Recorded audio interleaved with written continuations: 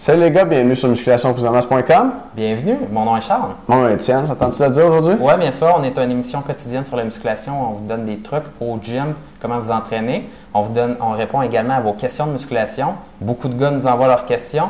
Et des fois aussi, on vous montre comment faire des pauses. C'est notre spécialité. C'est important, c'est les pauses. Hein? Ouais. C'est les pauses, tu sais, les pauses. Je te verrai sur un stage, mon gars. C'est important, les pauses. Les pauses. Aussi, OK, nous, on prend une pause, on revient dans 5 minutes. Oui, c'est ça. OK, oui. Tu veux continuer ces pauses ou le dos, le cœur?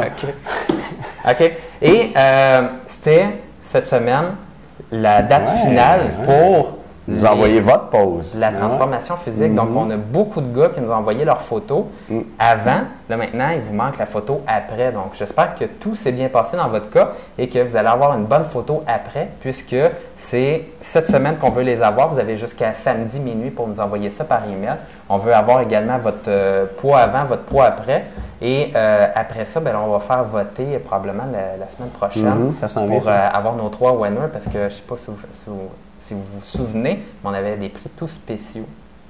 Pour le top 3. Pour le top 3. Des prix spéciaux, c'est bon. OK, des prix spéciaux pour le top 3. Donc, on va vous montrer ça la semaine prochaine puis vous faire voter. Puis, bien sûr, tout le monde qui a gagné ou perdu 10 livres se mérite 100$ aussi. Là. Ça, c'est tout le monde, Oui, absolument. Donc, envoyez-nous votre photo. Cool. On a un sondage cette semaine, je ne répéterai pas ce qu'il y a dedans, il est en dessous de vidéo. Puis les plans alimentaires sont en vente à 50% cette semaine. Un plan alimentaire personnalisé pour te faire prendre la masse sans prendre de gras ou te faire perdre du gras sans perdre de masse. Et l'information pour ça est en dessous de vidéo. Je vais aller tout de suite dans la question. Vas-y. OK. Question de Mathieu de Saint-Augustin. 18 ans, membre avec nous. Merci Mathieu. 1 an d'expérience en musculation, 6 pieds, 165 livres, 12% de gras. Sa question, bonjour. J'ai souvent entendu dire qu'il était bon de piquer son insuline après l'entraînement avec un sucre simple comme le dextrose. Or, pourquoi ne pas piquer son insuline le matin en se levant, puisque nous ne sortons pas d'une phase catabolique? NB, nota bene, je sais qu'il est très mal de faire piquer son insuline et qu'on doit très bien choisir les moments pour le faire. Merci. Question très intéressante, Mathieu. Tu y vas, je vais? Vas-y, tiens. J'y vais, OK. Piquer l'insuline. Ça, c'est un concept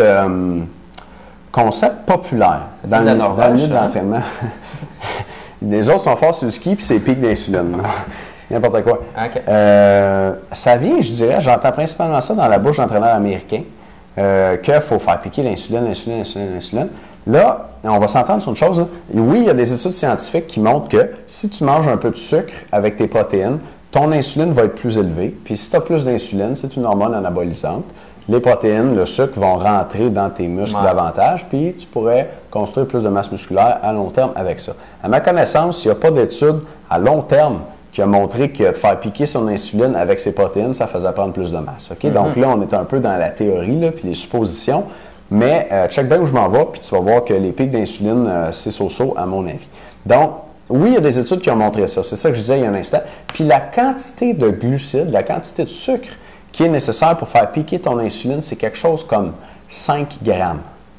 Okay? C'est vraiment, vraiment pas beaucoup. Okay. Puis déjà, l'ingestion de protéines en soi, ça fait augmenter l'insuline un peu, pas autant qu'avec le sucre, mais un peu. Donc, si on ajoute du sucre à ces protéines-là, on va avoir une augmentation qui est légèrement supérieure, pas énorme, et on n'a pas besoin d'ajouter beaucoup de sucre parce que l'insuline est déjà augmentée. Donc, les théories là, que genre, faut bourrer la face de sucre après l'entraînement pour avoir un pic d'insuline, c'est vraiment beau, là, mais il n'y a aucune preuve scientifique convaincante en faveur de ça. Okay. Et là, à tous les sceptiques qui nous écoutent, qui disent que je ne sais pas de quoi je parle, bien, je vous invite à m'envoyer vos preuves, comme quoi c'est bon de faire piquer l'insuline et que ça prend des doses massives de glucides pour le faire.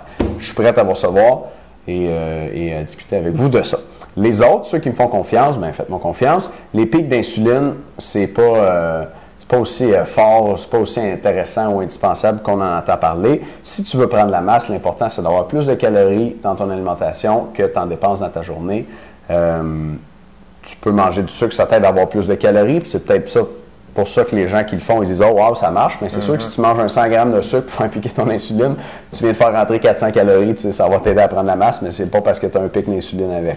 OK, moi j'ai une bonne question pour toi. Tu recommandes quand même plus que 5 grammes de sucre avec ton shake? Tout à fait, puis c'est pour cette raison-là, c'est parce que ça fait des calories. Ah, OK. Ça fait des calories. Ouais. OK. La raison principale, c'est ça.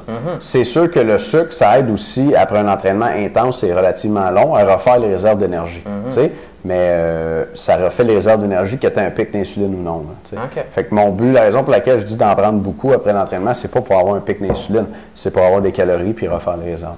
Ah bon? Ouais, ouais. OK. Je trouve les gens exagèrent sur le pic d'insuline. Ah ouais. Puis écoute, si tu peux faire des pics d'insuline, l'insuline, là, c'est une hormone, c'est régulé là, précisément dans le corps. T'sais. Les gens qui ont des pics d'insuline, là, c'est les diabétiques. T'sais. Puis ils meurent, genre ça les tue. Les diabétiques de type 1, ils finissent par perdre un œil, des pieds ou des choses comme ça parce que le corps, tu ne peux pas dealer avec trop d'insuline, trop de sucre dans ton sang. Si ton insuline est trop haute, ton sucre est trop bas, vice-versa. Donc, tu n'as jamais des pics malades d'insuline. Puis, c'est tellement géré de façon précise et fine là, que de se parler, de dire qu'on va avoir un pic d'insuline.